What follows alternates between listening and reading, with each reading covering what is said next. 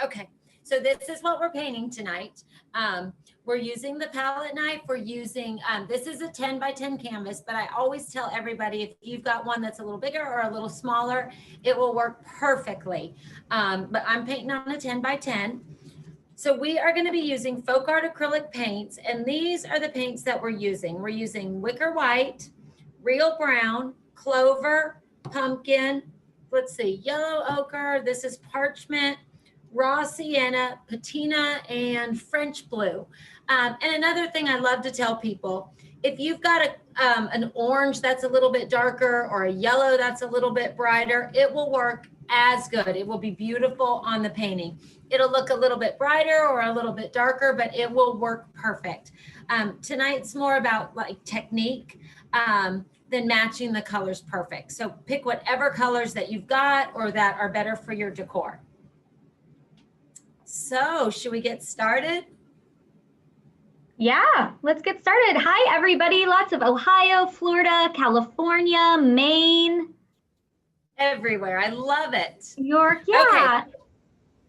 Go ahead, so get started. While more people are coming, the first thing we're going to do is super easy. All we are going to do is using our Real Brown is we are going to put some of that onto our palette and we are going to base coat our canvas. I love to work on a dark canvas as opposed to a light canvas because it allows you to add all of these different layers of color so much quicker and so much easier when you're working on a dark canvas. So we are just going to base coat. Use whatever brush is most comfortable. I'm using the number 10 flat, but you just want to get a good solid coat of a dark color. If you've got black instead of the brown, that will work perfectly. A navy blue would work. You just really want a really dark base coat to get started. I never add water to the FolkArt. You want a solid coat, and if you add water, it just makes it a little bit lighter of a color, and you want it as dark as you can get it. Your base coat definitely doesn't have to be perfect. You just don't want any real thick areas of too much paint. Because once we get this base coated, I want you guys to hit it with a hair dryer, move it around, fan it, do whatever to get it as dry as possible because we want to work on a dry base coat.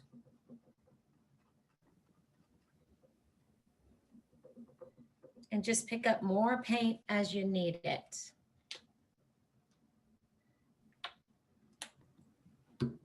And this is FolkArt Real Brown.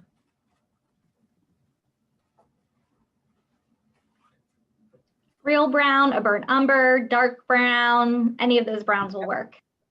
Absolutely. I always tell people also with these beautiful canvases that don't have any of the staples on the side, you don't ever need a frame to call them complete, but just make sure that you do to the sides what you do to the top. So when it's all complete, it's ready to hang. You don't want your edges to be unfinished. So I'm also base coating all the edges of my canvas.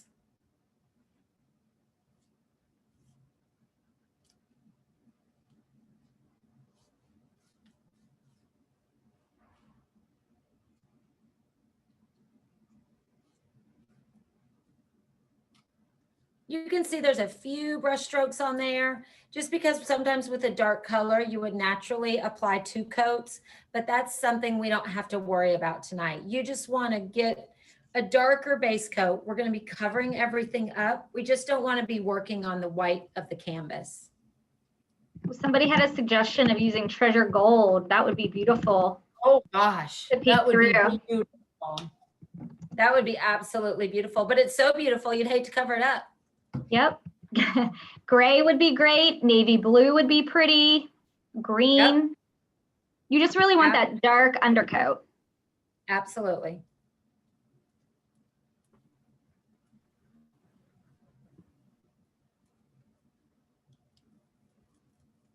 I'm just making sure I don't have any real thick areas because again, you want to get it, once your base coat is done, you want to dry it. So a hair dryer, one of the great things about working on acrylic is it dries so quick, so you can layer color over and over and over and just have beautiful colors. All right, so it's all base coated and the edges. Now I'm going to hit it with the hairdryer. Oops.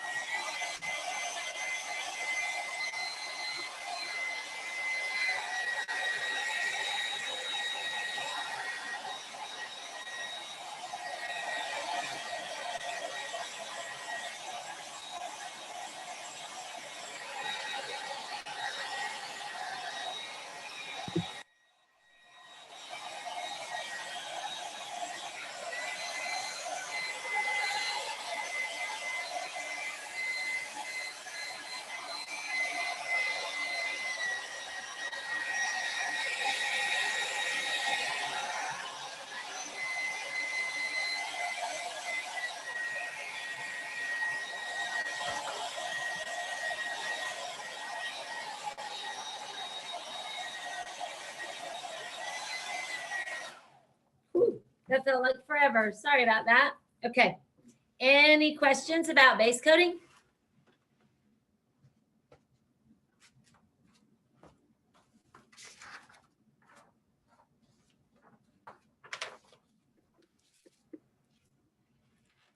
Nope, everybody's good and just painting and drying.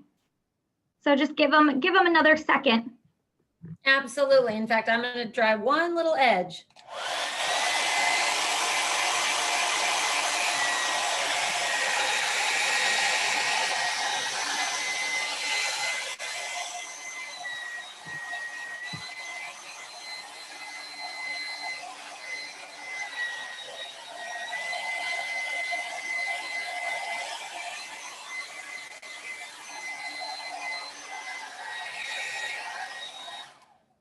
All right there.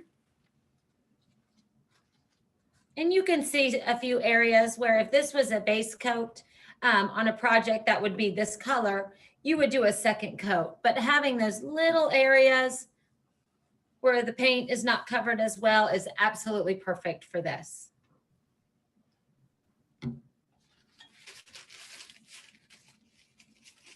It's so wonderful how acrylic dries that fast. It's one of the reasons I love working with acrylic paint. And there might be a few areas that are a little bit wet, but not wet at all. You just want it to be as dry as possible.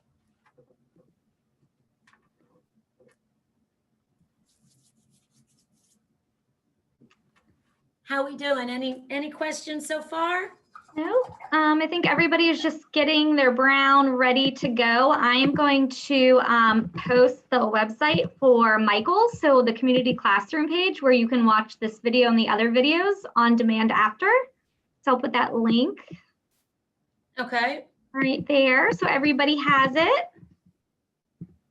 And also, while everybody's letting their brown dry and finishing that up, don't forget that if you haven't gone to our Let's Paint with Plaid Facebook page to definitely check that out, because we've got a lot of this painting content, a lot of education. Kirsten, Jesse, Andy are always on there answering questions and posting. So if you love these Michael's classes, definitely a place to go also. And you want to definitely hashtag Plaid Crafts and hashtag Make It with Michael so we can see what you guys are painting.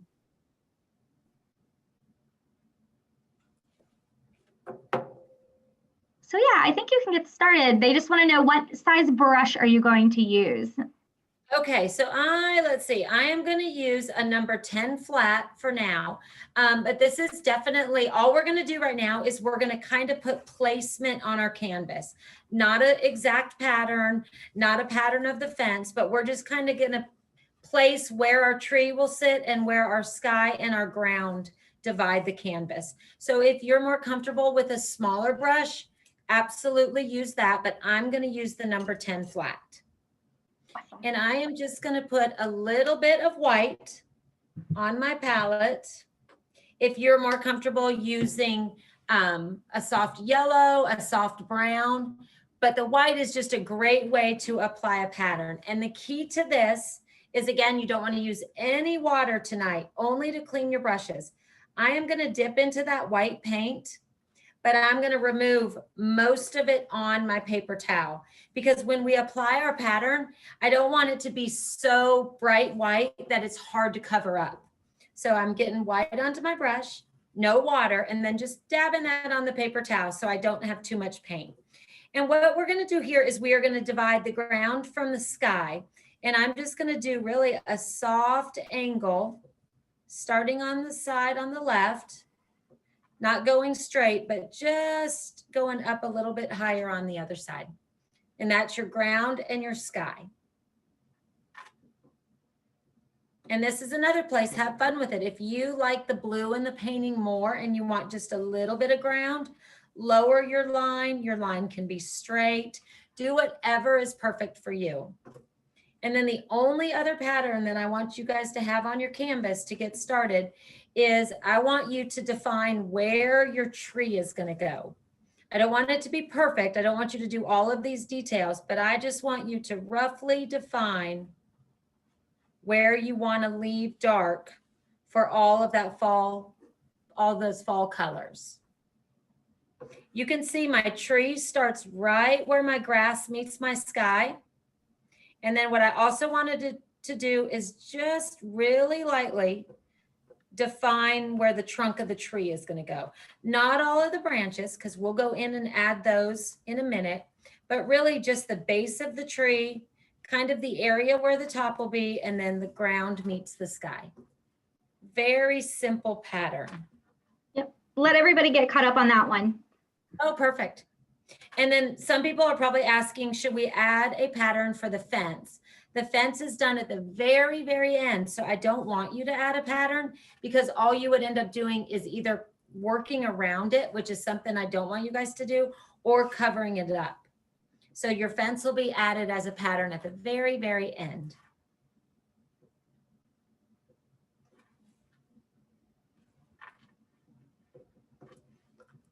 Just kind of an irregular edge, an irregular circle oval, the trunk of your tree, and then your horizon line. Any questions about the pattern?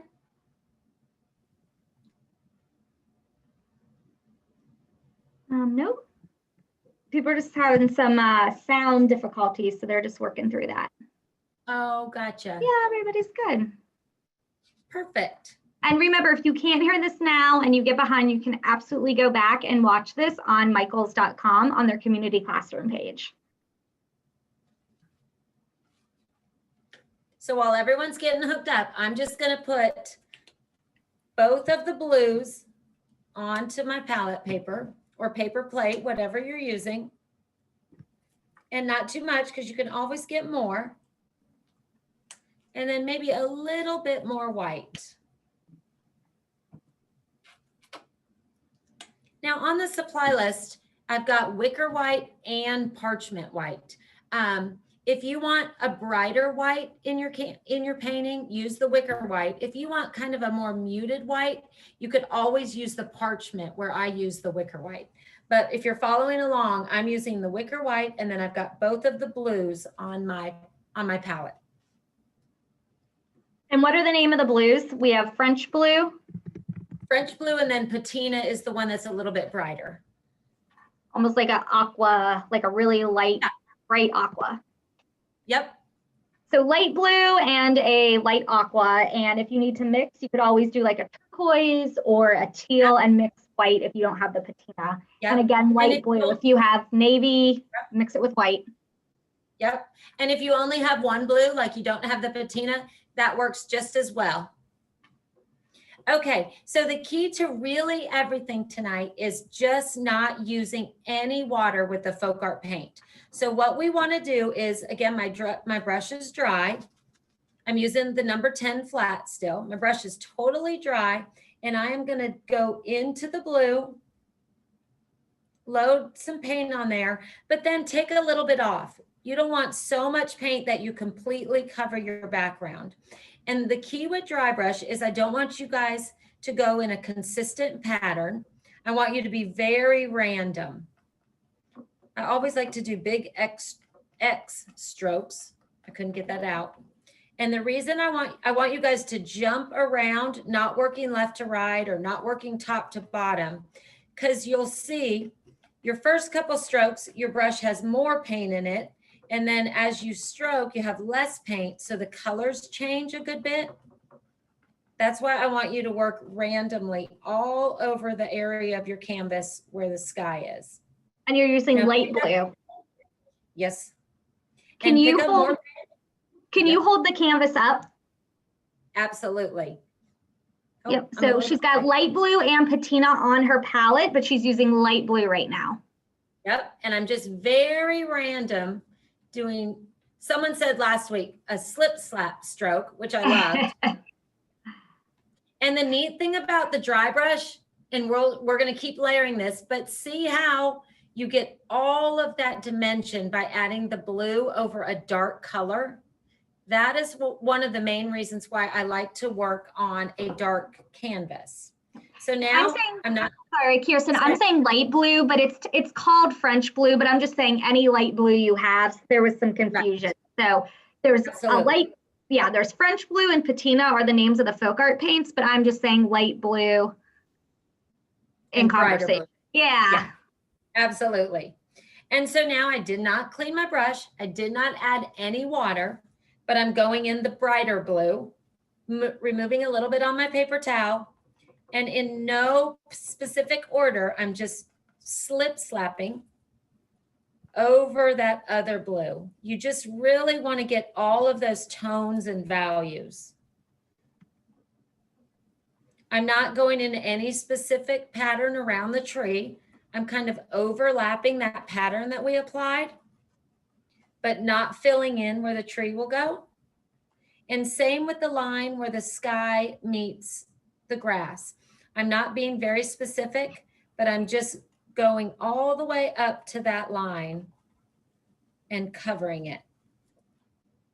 A little bit more into the patina or the brighter blue if you're using something different. And you really just want a good mix. So if you've used patina first or you used your light blue or French blue, it's okay. You just want a really good mix of both of those shades. Yep, absolutely. And now what I'm going to do is I'm going to do, again, the same thing to the edge that I do to the top. So following that little line on the front, I'm just going to kind of eyeball it and do the same thing on the sides. You never want to skip the edge of your canvas because these are just so beautiful to hang without a frame.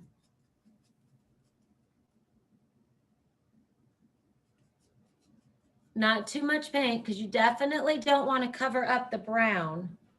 Same thing, I'm eyeballing where my pattern is on the front and wrapping that same color around on the edge of the canvas.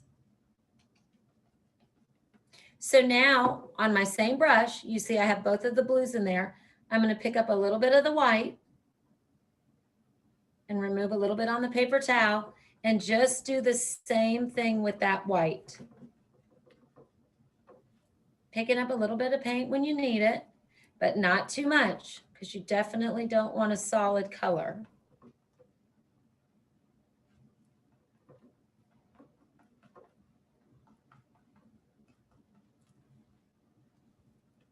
And you want to be in just different areas. You don't want white on one side. You don't want to have no white on that side. You just want to have a good variety of all three of those blue colors. I'm going to add a little bit of white to the edges. Again, just so they match.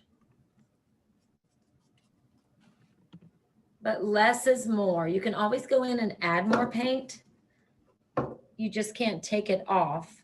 So less loaded on your brush is always a better way to be.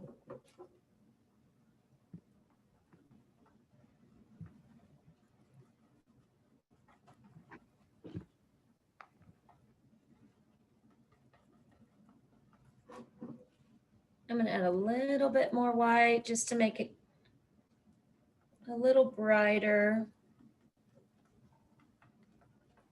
Now I wanna make sure if you guys are maybe comparing this one to this one,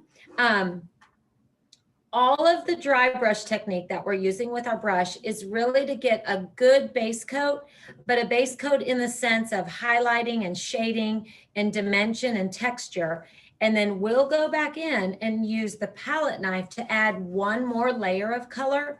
So if your sky maybe has more brown in it, you'll see on this canvas than our final canvas, know that you're going back and adding even more color with the palette knife.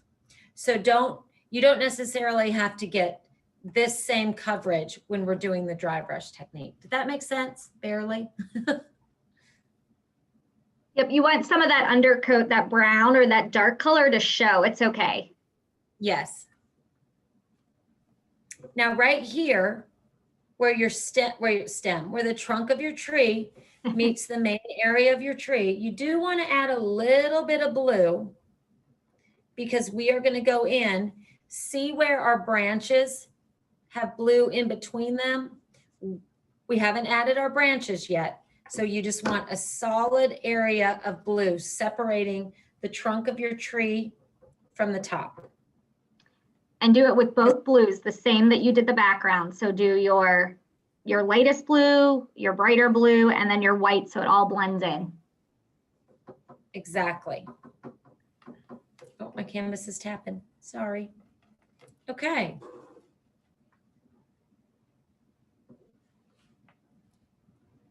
And that FolkArt paint, I'm sure you guys are seeing it also. It's drying as you go, so your colors just stay so vibrant. They don't muddy at all because using such little amount of paint without any water, it dries so quick, which is wonderful for this type of technique.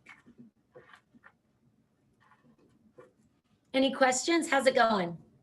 It's good. Everyone's loving the colors. Oh, I'm so glad. It's here in Georgia, the fall is so beautiful right now. I've all of a sudden too, it's like fall happened again. The leaves are like, especially in my neighborhood, like I thought we were done, but then the trees turned again. And oh, it's really so pretty. Beautiful. I agree. It's absolutely gorgeous. Okay, so now if anyone, keep working on your sky. Oh, I'm jealous. Someone just said they had snow in Utah. I will say I am jealous. I would have been in Utah this week, but I'm not because of yucky COVID, but I'm happier here. The fall is so beautiful. Okay, so no rush. If you're working on your sky, keep working on it. Get it to the blue that you want. I am going to do the exact same technique. I cleaned off my brush in the water, but then really getting all of that water out of it with a paper towel. I am going to put a little bit of the yellow, give it a good shake, onto my palette, a little bit of the green, and always white. And for the grass, I'm going to use a little bit of that parchment. And here again, if you don't have the parchment, just an ivory white, or also just use the wicker white that we've been using in our sky.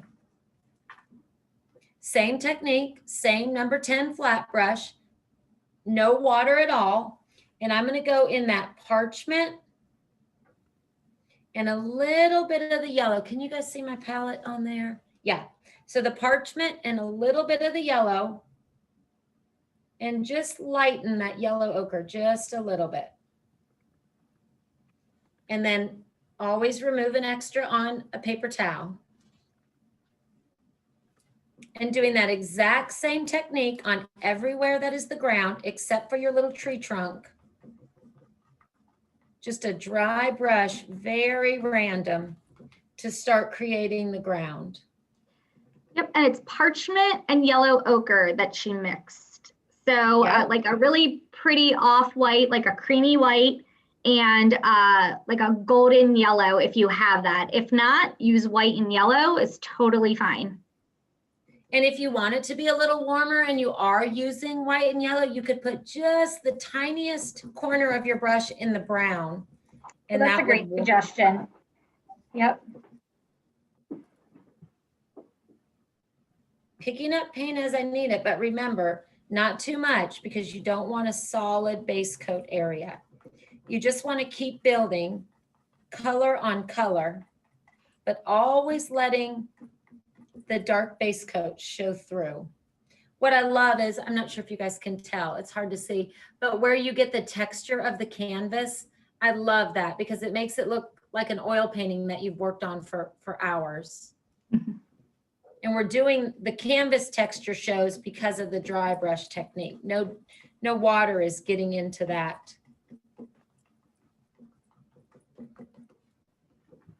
Now I'm gonna, same brush, I haven't added any water.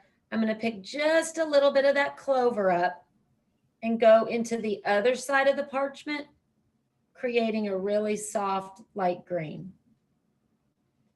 Maybe 2 parts like an ivory white to 1 part green. And the You totally use hunter green. You just want to add a little bit more white. So the darker the green, just add more white. Absolutely. Yeah.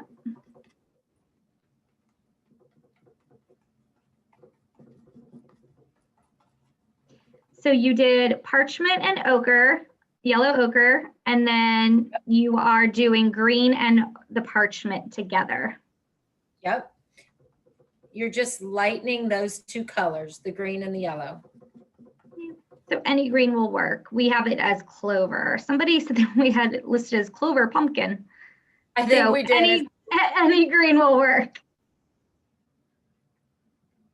Maybe that's a new color we should come up with for 2021. Clover, hey, anything's possible right now. I know, I think so. Clover pumpkin works this year only. Yes. Purple trees are fine right now. It's all good. Perfect. And just make sure that you're very random. You don't want to create a pattern with the way you're applying the paint. You don't want it to look like tiles or stripes. You just want to be very random. Same rule, do to the edge what you've done to the top.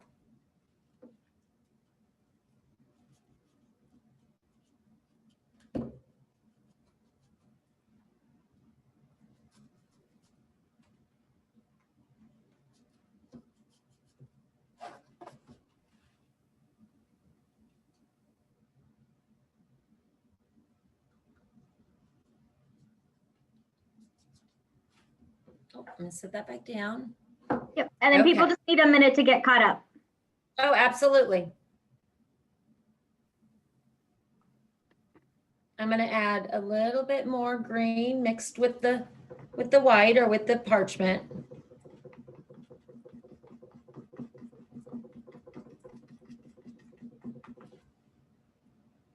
You don't have to clean your brush in between because all of these colors that we're overlapping work so well together. And your random pattern just looks like shading and highlighting.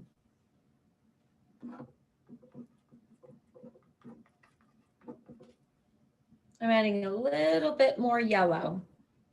If you want your field to be a little bit brighter green, like it hasn't changed all the way for fall yet, or if you wanted a little bit more yellow, do what's best for maybe your home decor or for just for what you like, what palette speaks to you more.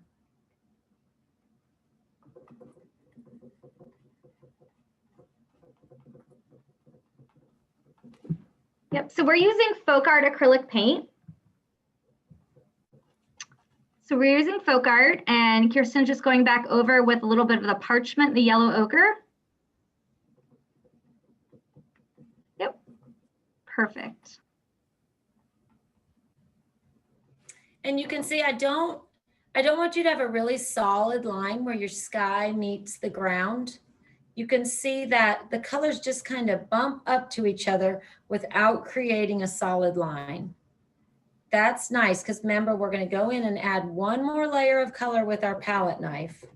So don't worry if you've got a little bit of a dark line there. And you also will keep that space open where your tree trunk is. You want that dark brown to stay not covered up. How's it going? This is just your base coat. Yep. I'll just give everybody a minute to keep base coating. Absolutely.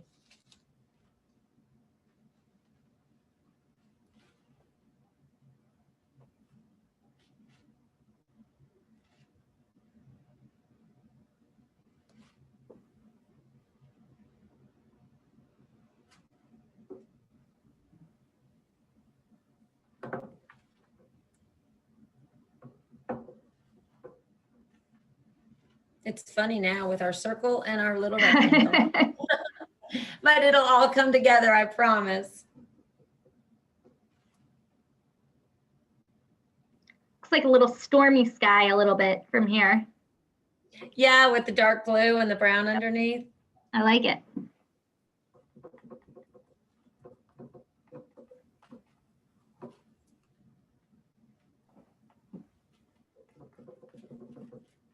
Okay. Any questions? Oh, No. I see someone move the canvas Yeah, up. people are painting. Yep. Can you hold it up? Perfect. Oh, I'm wiggle. Oh, I can never get it straight. There we go. But see how the canvas, the texture, all the different shades, just using 2 colors and a white, you've got so many different values.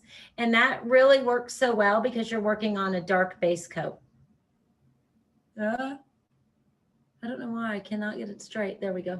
There you go. You can see it really well. It looks really pretty. Khaki will work for parchment, a light brown, or even if you have your dark brown and you want to add white to it, that would work. Yep, perfect. Kirsten, you're going to get your sleeves in your palette and it's making me so nervous. I know, look, who would wear sleeves this big to paint art? It looks great, but you're going to ruin it. Nah. Although everything I own has paint on it. It's like a signature. Okay, how are we doing on time? Should I get started? Okay, so what I'm going to do is the next step, but we're still doing the same technique. So if you're doing your sky or your ground, keep doing that. I just want to keep the people that are ready. I want to get going for them. Does that sound like a good plan? Yep. Okay, so all I am going to do is I'm going to do the same dry brush technique in this little area where the colors of our tree are. And I'm going to start on the left where you can see I've got this really pretty orange color. And then over here, I've got that soft yellow color with a little bit of green like we did on the ground. So I'm going to just put pumpkin on my palette. I still have the yellow, the parchment, and the green. And I'm going to add a little bit of raw sienna. And what raw sienna is a lighter brown. So this you could skip altogether if you're trying to catch up. If you don't have a lighter brown, again, just what Kira's been saying all the way through. You could add a little bit of white to real brown, or you can skip this altogether. But I'm just going to add a little bit of raw sienna to my palette. And you can see it's kind of a rusty brown. No water, and I'm just going to dip into that orange, removing it on the paper towel so you don't have too much, and just that same dry brush technique, just on the left side of my tree. Pick up paint as you need it, and you kind of, let me see if I can hold that up. You kind of want to overlap in your sky, but not too much because you don't want to dirty up that edge. Let me see if I can hold and paint at the same time. You want to just bump up where the blue meets the tree in a very loose, random pattern. What I definitely don't want you guys to do is to get so much paint on your brush and outline and create a pattern. I'm going to pick up a little bit more orange. And this is definitely a time, if you want your entire tree to be orange, go for it. If you want less orange or you want orange on the other side, make it your own. But all you want to do is apply a base coat of orange where you want it. And then on that same brush, I'm going to dip into that yellow, remove any extra paint, and base coat in the center, overlapping the orange.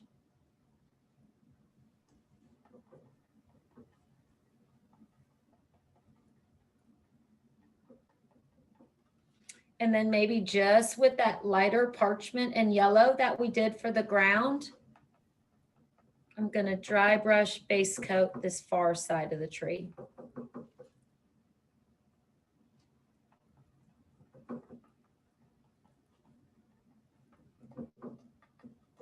And you can see because the blue from our sky has already dried using the acrylic, it doesn't muddy up when you go right on top of it.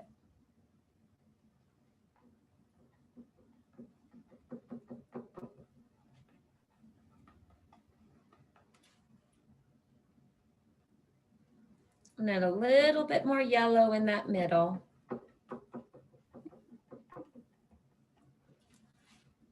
And maybe just a little bit of that raw sienna. Just to get all the different colors that you see during the fall season. But just a very loose, random base coat. Same technique for everything that we've done on our canvas.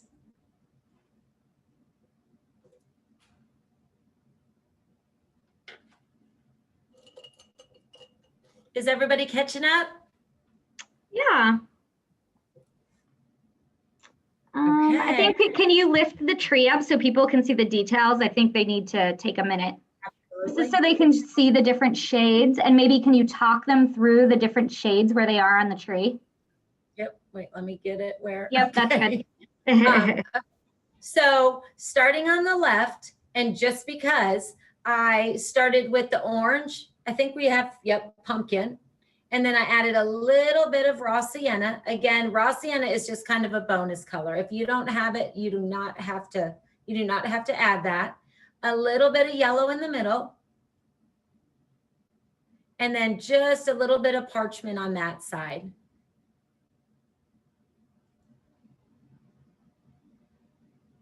But remember, you could do an all orange tree, you could do an all yellow tree, you could have your orange on the other side. Really make it your own. The only key is don't cover up that dark brown because it gives you all of that wonderful detail. Oh, I'm so wiggly. Sorry, guys. Let's see how close I can get that. You know, oh, there you can see it really good. How's that? Too close? No, that's Maybe perfect. Right. Yep. And what size? You're still using the number 10? Yep, I'm still using the number 10.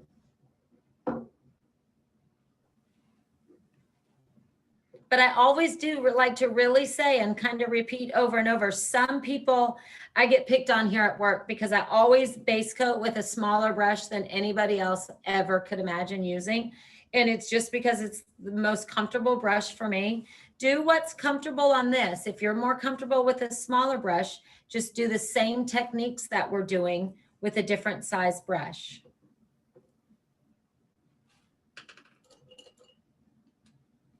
I'm going to put a little bit, if you guys are ready, I'm just putting a little bit of that darkest brown or base coat color back onto my palette.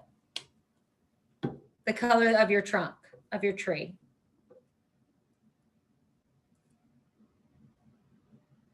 Should we keep going or should we let everybody catch up? No, I think that's good. Think we're okay? Simple things. I won't go too fast. So all I'm doing, again, with no water, I'm using, this is the number 6 flat brush. And I'm just going to go into that dark brown. And I am going to create a few, let me move that in. I'm going to create a few of the branches of the tree. Now this is somewhere like, I don't want you guys to overthink and get 1, 2, 3, 4, 5 branches that match mine. Just add a few. You know, you want one coming in from the left, one coming in from the right, and a few in the middle. Never let a pattern dictate your painting. You want the painting technique to be what you focus on more than the pattern. So here's my base of my tree. I'm just going to do one branch coming in from the left. I'm going to do one branch coming in from the right.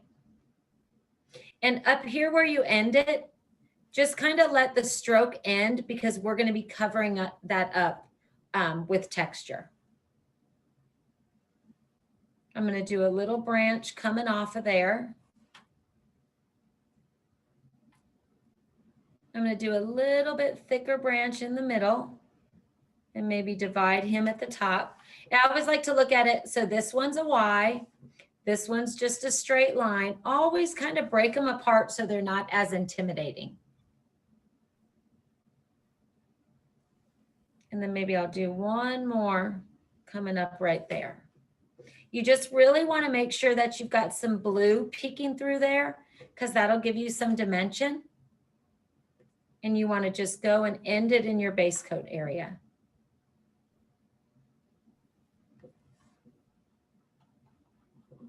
If any color got over your tree trunk, you can kind of soften that and flatten that out.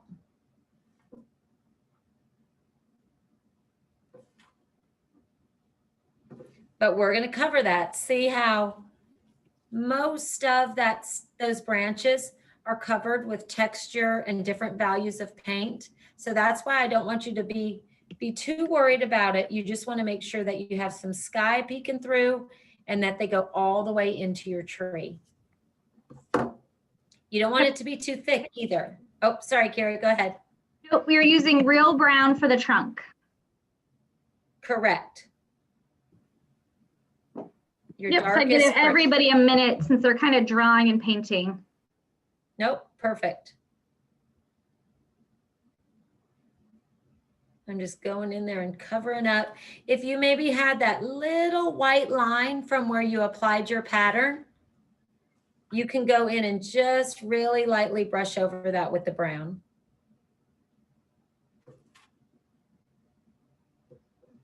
You want me to hold that up?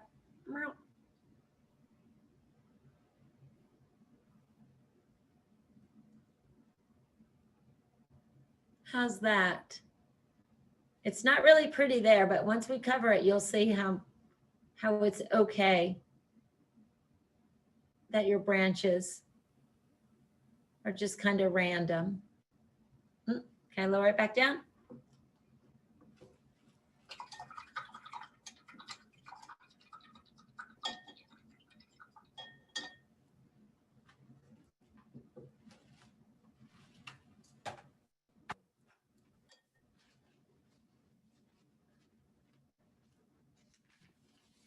While everyone's catching up, I'm just going to get a clean piece of palette paper because I want to kind of show you guys the palette technique so you guys can see it on my palette paper.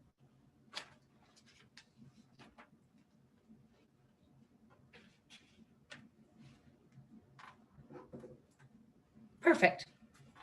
Any questions? How's it going? Nope, everybody's just painting along. Yeah, I think holding it up helps. I think everyone's good. Okay, you want me to hold it up one more time? Yep. They asked if yeah. I think people are still working on the leaves maybe. Is the orange mixed with the parchment? To get this lighter side?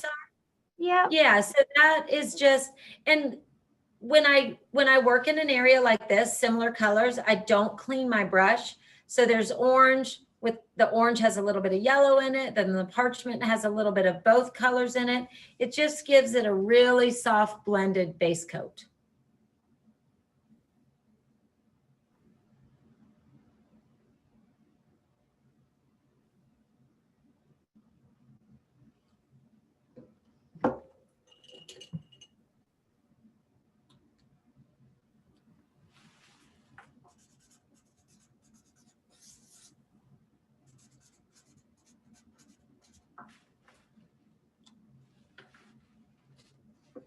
Okay, the palette knife. Love it or hate it. Love it or hate it. Oh, I see some people holding theirs. I love mine. I wish I could see everybody's. We'll see their expressions. Pretty funny.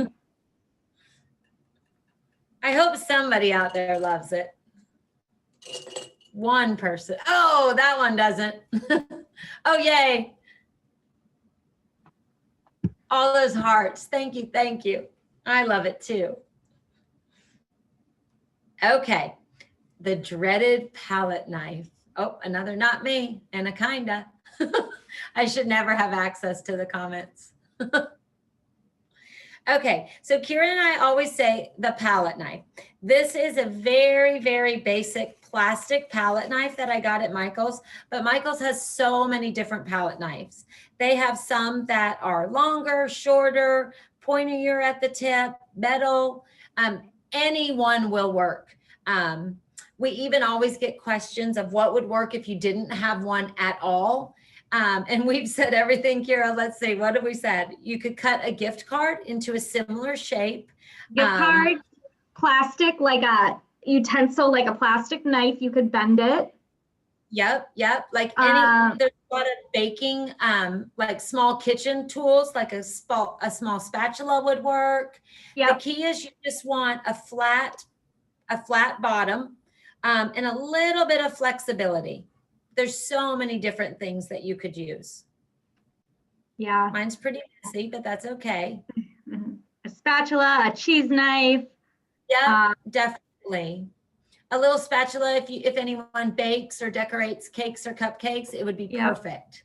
I love the idea of the gift card or plastic knife, though, if you're like in a pinch. Yeah, definitely. It's a little harder to hold, but it would definitely work. Okay, so there's only a few things that are important with the palette knife. The main thing is when we're using it on our canvas, you don't want to mash down really hard. The key to the palette knife is just softly skimming across your canvas. I don't have any paint on there. I don't want you guys to think I'm starting without you, but you just want to softly skim across your canvas.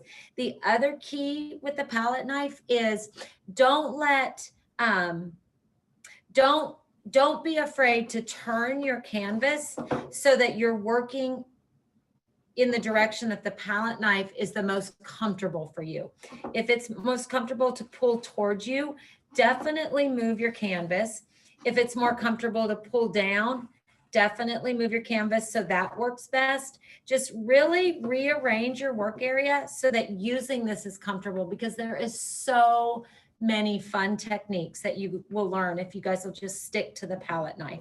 So number one, really light-handed, never mashing into your canvas. And the other key is you want to stay flat to your canvas. You don't want to work up on the point. You don't want to work up on the edge. You want to stay flat and soft on your canvas. So that's really the only key for the palette knife techniques that we're going to use tonight. So what I'm going to do is I am going to load, and to load a palette knife, can you guys see that? Yeah, I'm just going to pounce into the blue. And then I'm going to pounce into the other blue. So if you have all the paint colors, this is the French blue and the patina. But if you have just one blue, it could be blue and white. But you just want to load 2 colors onto your palette knife. You don't want to remove all the paint, but you don't want a ton of paint dripping off of there. So that's why you go into the paint and then kind of pounce it a few times next to it.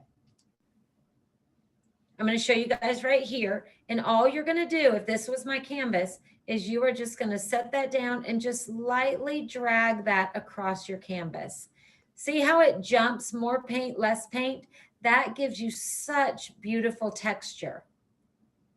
So again, you're just going to pick up a few shades of blue just to practice. You can add a little bit of white. I'm going to do that to see if it makes it easier to see. And don't overthink and over worry about how you load it on there. You just want to have more than one color on your palette knife. And you're just going to softly touch down and then just pull it and let it drag across your canvas. You get all those different colors and more and less paint as you drag across your surface. Does that kind of explain how the technique really that you're going to get when we move on to our canvas? Yeah, that's a great example.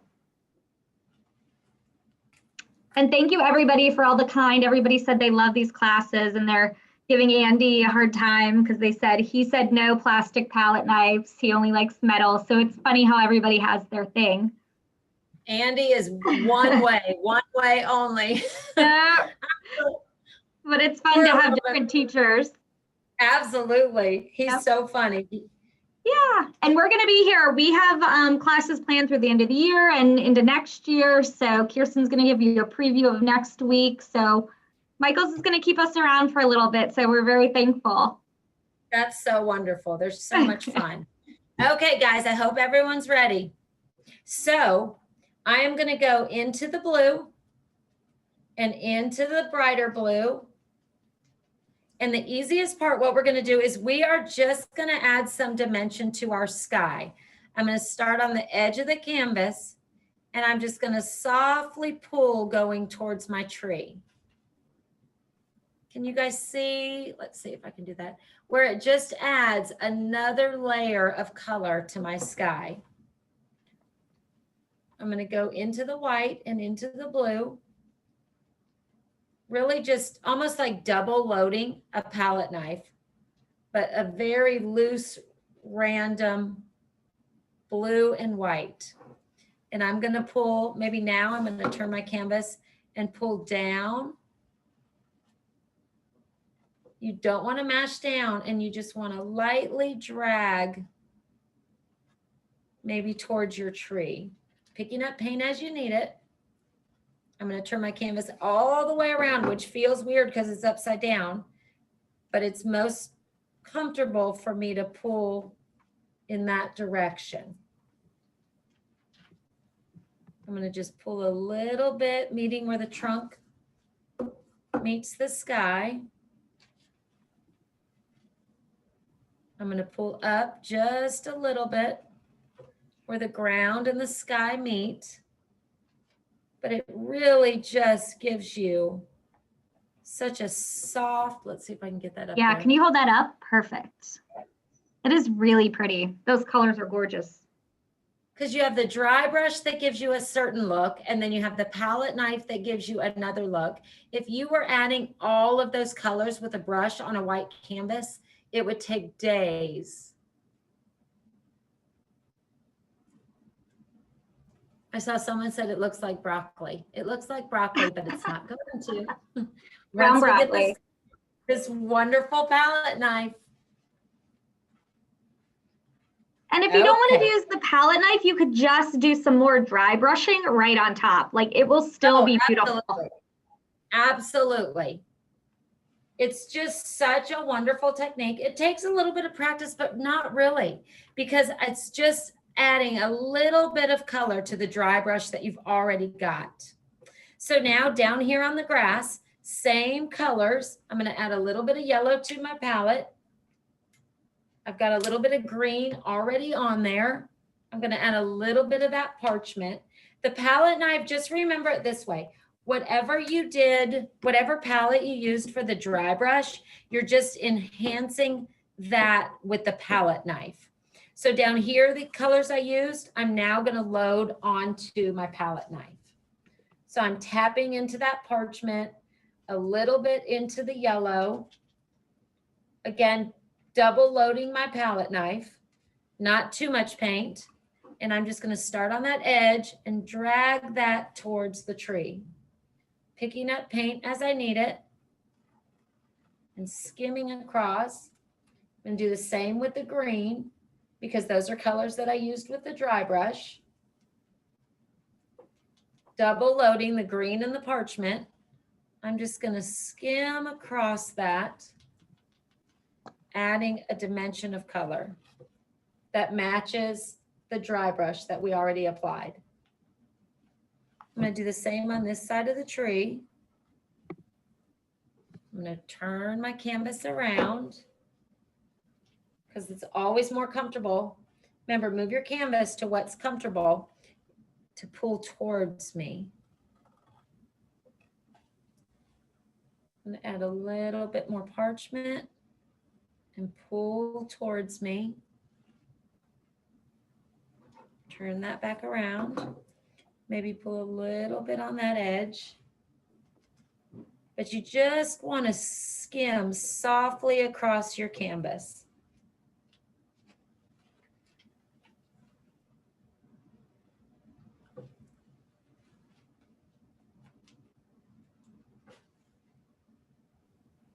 Look, I'm getting wild and crazy. I'm working up. I don't ever work up.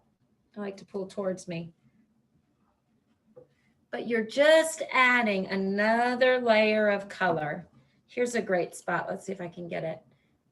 Where those colors blended on top of the dry brush. It's just a great way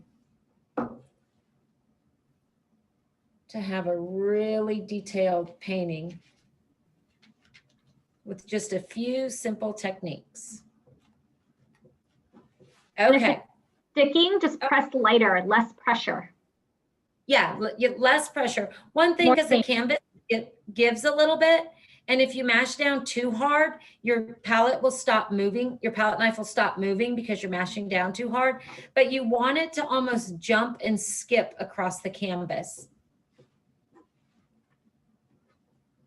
A little closer to me.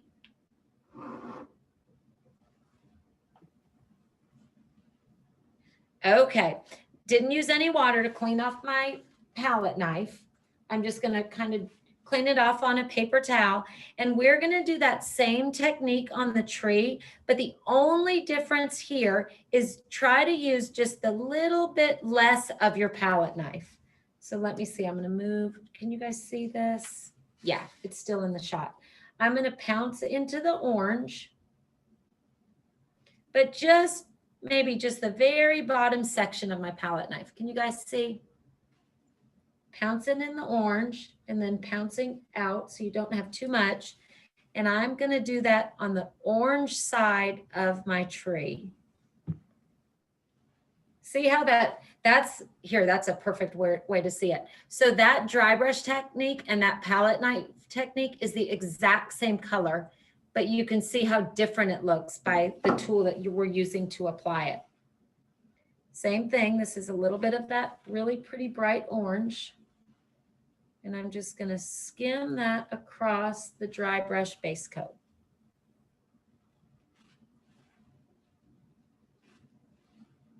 I'm going to go right over those branches.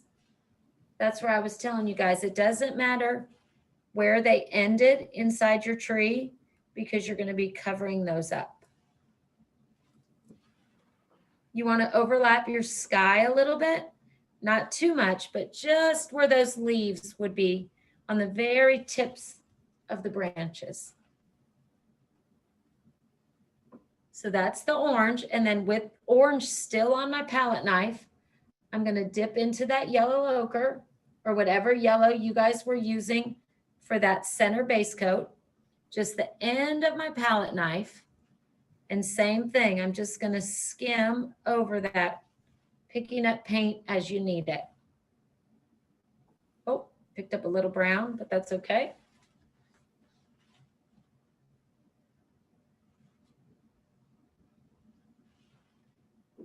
Overlapping again, the blue just a little, where those leaves would be on the very end of their branches. Going over that brown a little bit. Picking up a little bit. You know what? I need more on my palette. Add paint to your palette as you need it. I needed a little bit more of the parchment. A white or a cream or an ivory is always fun to add to any of your colors because it just gives that dimension.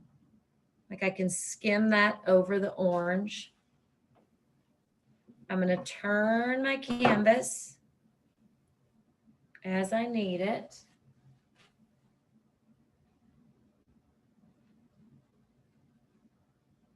I'm adding a lot of parchment to my yellow just to get a little bit lighter in the middle. But now going to this edge of the tree, that's parchment and a touch of yellow. And just really, really softly dragging that over your dry brush base coat area. I'm going to turn that canvas back. Going over your little branches to soften that. Oops.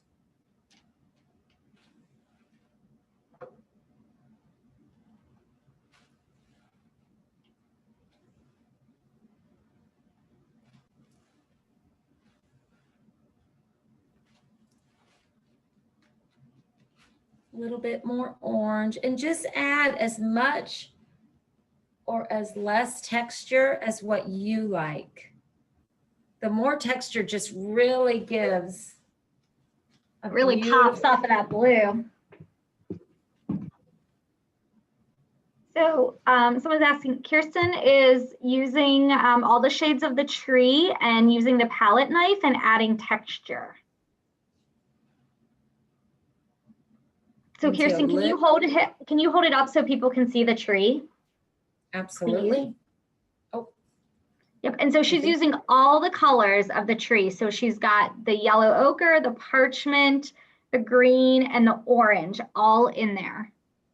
Yep. And it's hard, it's because it's wet, it gives a little bit of a shine on the camera when I hold it up. But let's see if I turn it that way. Yep, no, it looks great.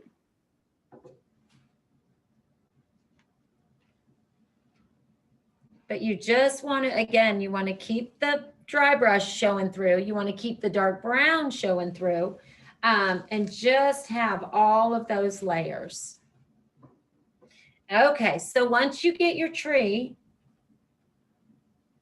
kind of in the pattern that you like, you can add a few, going a little bit further out to kind of get rid of the circle pattern that you might have created, just to make a little irregular edge. I'm going to add a little bit of orange because that's what I like the best.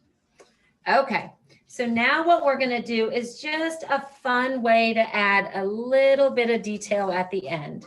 So this is, again, the real brown, the color that we used for our base coat.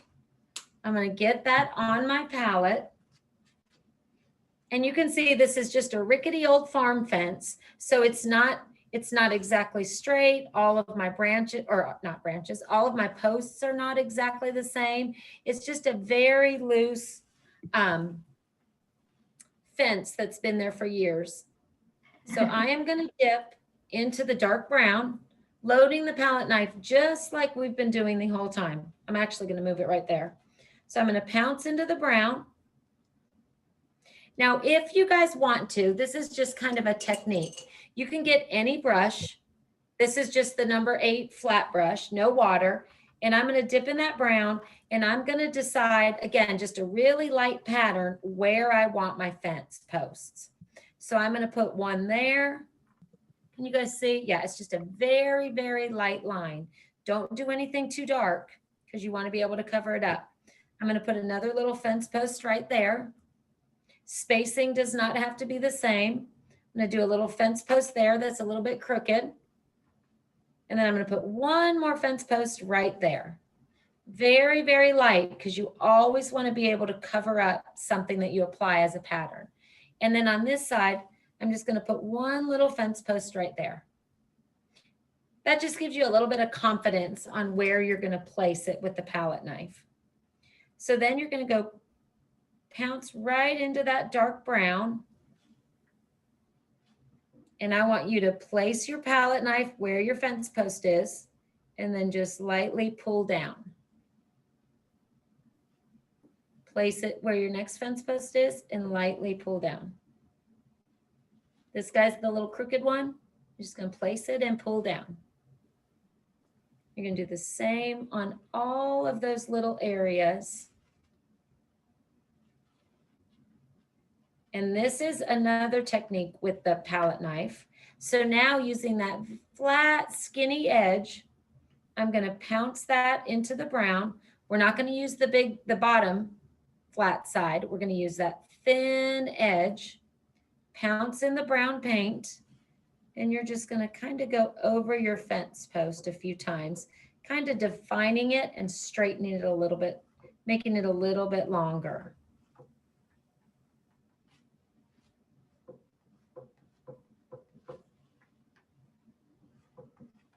But you don't want them to be perfect shapes. You don't want them to be long rectangles.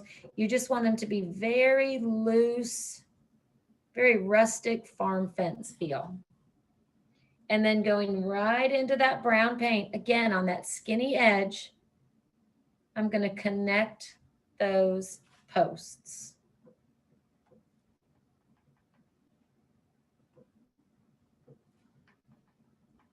I'm going to connect it right up into the trunk of my tree.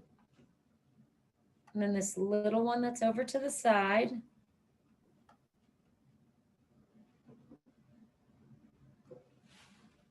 It's amazing how fast that comes together. It's just a great way, because the neat thing about the palette knife and with a look like this is you wouldn't want to use a brush to make that line, because it would be too straight and too perfect, and it wouldn't match the look of your canvas. So it's just a great way to get a really rustic, almost an impressionistic oil paint type feel using a palette knife. And I'm going to dry my palette knife off, again, not with any water, but just on my paper towel. And I am just going to I'm going to actually scoop that over to here. So that's just white or parchment. And then I'm just going to pounce, again, that skinny edge of my palette knife into the white. And I am just going to put it on the canvas and pull down, creating a few areas of tall grass that might be blowing in the wind.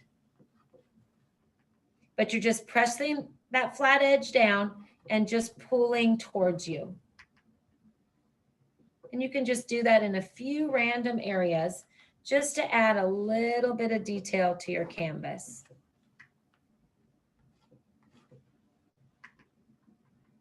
I'm going to go a little bit into that yellow and then the white, just to get two colors on there.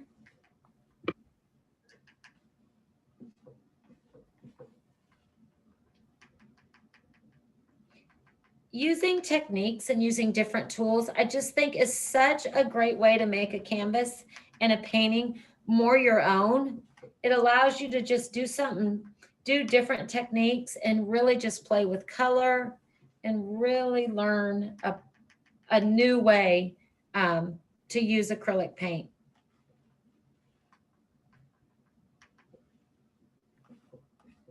You're just adding just the smallest bit of details, just the littlest touches to your canvas.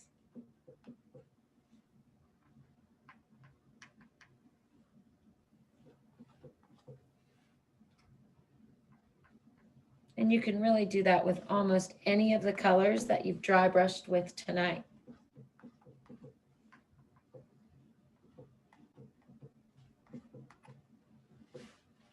How's it coming? Any questions?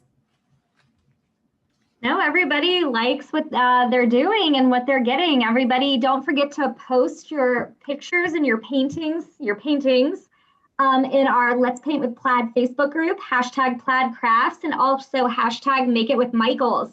Because this way we can see what you guys made tonight. Definitely. I'd love to see that. Yeah, and you can watch this class on michaels.com after the fact, so don't forget that it's always available. Hey, everyone. Thank you guys for joining. I hope you loved it. Looks amazing. Kirsten, can you show next week's painting? Oh, yep. I got to grab it. Sorry. Yep. Okay. So Jessie will be teaching next week. So everybody sign up. This is on michaels.com. So she's going to do this beautiful wreath, and she's going to show you how to personalize it with an initial or a name. So something really different we haven't done. So I love this for fall, especially for Thanksgiving. Great for gifting. You could personalize it. So you guys definitely want to sign up for next Monday. Perfect.